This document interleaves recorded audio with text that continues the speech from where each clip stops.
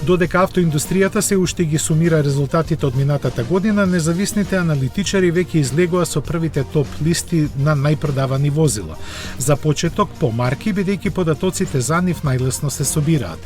Тука нема некој изненадување. На врвото самена е Toyota со пласирани 8,7 милиони возила. Следи Volkswagen како марка, не како групација, со продажба на нешто поголема од 6,4 милиони.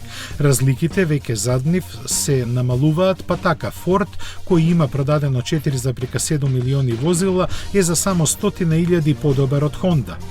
Слично е и меѓу Nissan со 4,4 милиони и 600 пласирани од Hyundai, додека Chevrolet стигна до продажба од 3,8 милиони.